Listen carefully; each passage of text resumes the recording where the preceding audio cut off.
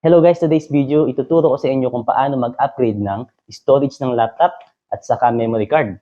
So bumili na tayo sa Shopee ng Team Elite na 16 gig at saka SanDisk na 1 terabyte. Ito yung ikakabit natin sa Acer Nitro 5 na binili natin noong nakaraan.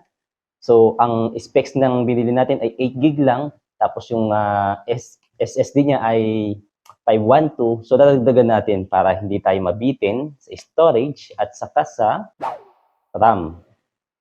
Okay, so ang nga pala si Best Pro, mabilisan lang to, kaya simulan na natin.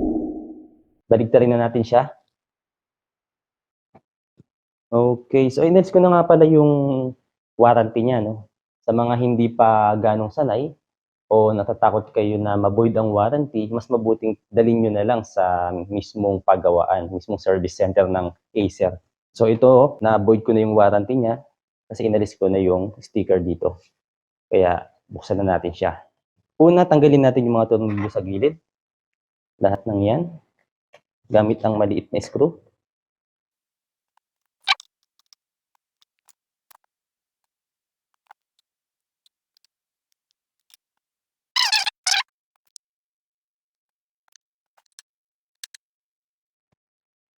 So, baliktarin natin siya para makuha natin yung kabilang screw.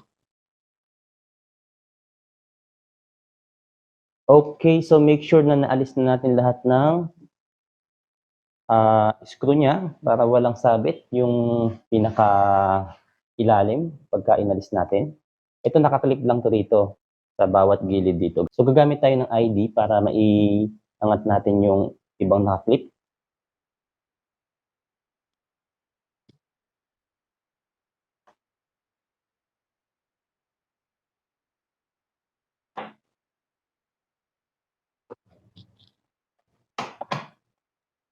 Okay. Baliktarin naman natin siya ngayon.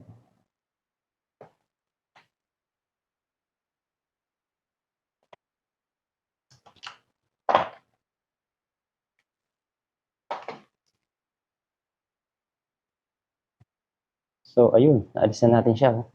So dito natin ilalagay yung storage. Dito naman natin ilalagay yung RAM. Ito lagayan to ng RAM niya. DDR4. Pag binuksan niyo siya, meron isang tornilyo dito. Oh. Luluwagan niyo lang siya ng konti. Yan. Saka natin iaangat. So ayun. So dito natin ilalagay yung RAM. So ito yung RAM na binili ko. Ang specs na to ay 3200 MHz na 16 gig Team Elite.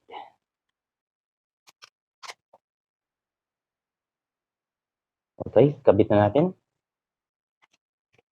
Pag nagkabit kayo ng DDR4, huwag nyo nga hawakan yung gold na yan. Yan. Para hindi siya madumihan. So, isasalpak lang natin siya sa may pinaka-ipin niya na yun. Saka natin siya ibababa. Yun. So, ganun lang maglagay. Huwag nyo pupuwersahin. So, pag inalis nyo naman to, ibubukan nyo lang to, maaalis na siya. Ngayon naman, storage naman ang ilalagay natin. Yan. SSD na 1 terabyte. So, binuksan ko na to siya nung nakaraan, pagka-deliver ng Shopee. Kaya nakabukas na siya. So, ngayon naman, ikakabit muna natin itong flex niya, yung cable ng SSD. Ayun yung pinaka-tip niya, ayun o. Hindi makita. Ayan. So, ikakabit natin siya rito.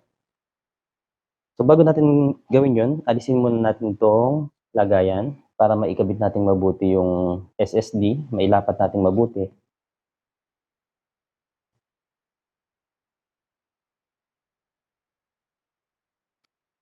So, ito siya guys. Ilalagay na natin itong SD card dito. Ganyan. Ito yung screw niya. Ingatan nyo lang siyang mayupi kasi malambot lang siya, no?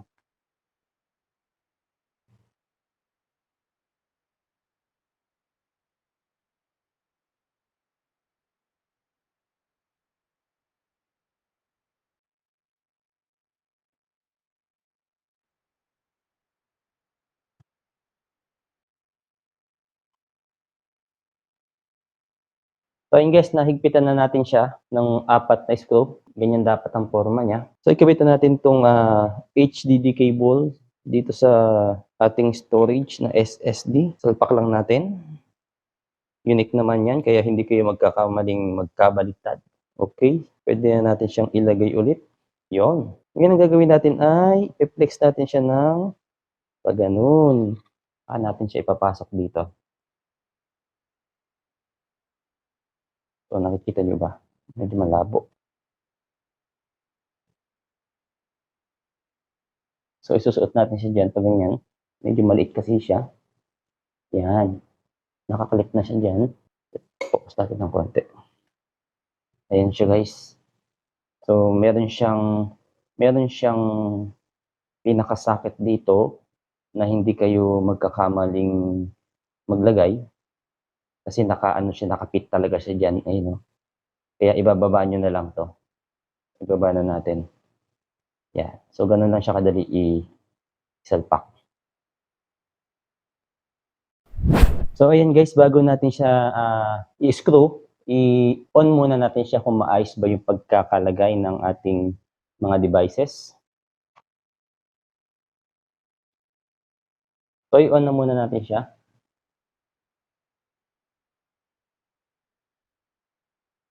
Tignan natin yung BIOS kung nade-detect ba.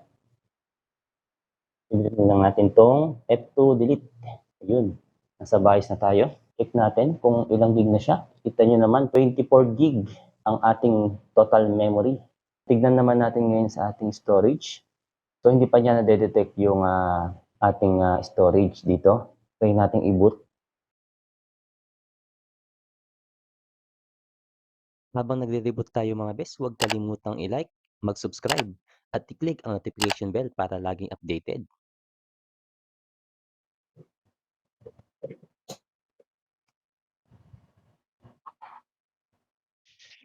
Okay, so i-click lang natin itong Control-Shift-Delete para mapunta tayo sa Task Manager. Check natin kung nababasa ba niya yung drive D. So wala, ano? So puntahan naman natin yung this PC or my computer para makita natin talagang siguradong wala ang ating drive D.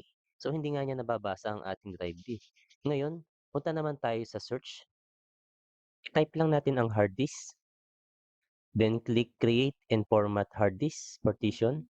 So pasensya na po sa quality ng video natin, no? Medyo malabo. Hindi ko kasi siya na screen recording. So itong nakikita niyong block sa baba, ito yung SSD na in-install natin. Nasa disk 1 siya. Kung makikita ninyo, naka-unallocated pa siya. Para makagawa tayo ng partition, right-click lang natin to. So lalabas dyan yung new simple volume. Yan yung i-click natin. So i-click na natin. Okay, na-click na natin siya. Welcome to the new simple volume wizard. Click lang natin ang next. So, andito na tayo sa specify volume size. Dito pwede nating ilagay yung specific na size ng volume na kailangan lang natin sa isang storage. Pwede nating hatiin yung dalawa. So, sa gagawin natin ngayon, drive D lang ang ilalagay natin. So, i-click lang natin ang next. So, andito na tayo ngayon sa format partition. Wala na tayong gagalawin dito dahil naka-default value na siya unless babaguhin natin yung volume label. So, pwede natin siyang lagyan ng pangalan, kung anong gusto nyong name na ilagay. So, sa akin, ang ilalagay ko ay data. Kasi puro data lang naman ang ilalagay ko dito. Then, click na natin ang next. Then, click finish.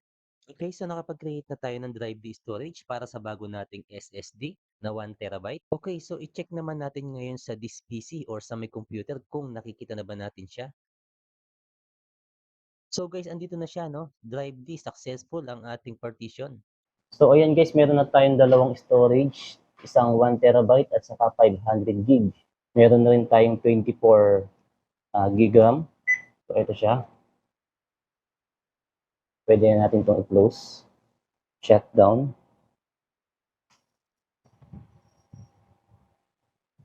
Okay mga best, pwede na natin ibalik yung takip sa likod. So balik na rin lang ulit natin siya. Ibalik muna natin ang takip ng memory card.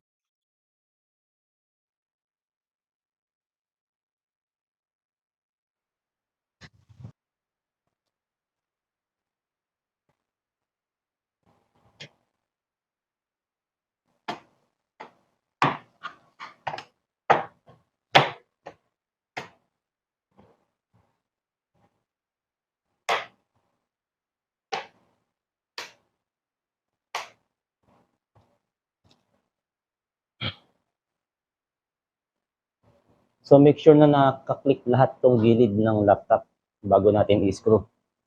Yan. Kailangan nakaklik siya lahat.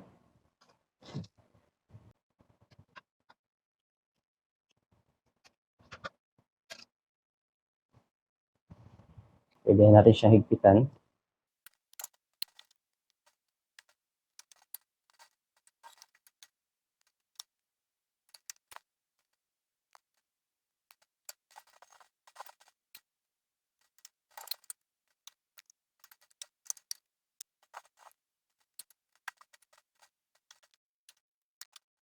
Okay mga best, nakatapos na naman tayo ng isang tutorial. Sana may natutunan kayo. Para sa mga video na katulad nito, huwag kalimutang i-like, mag-subscribe, at i-click ang notification bell para laging updated.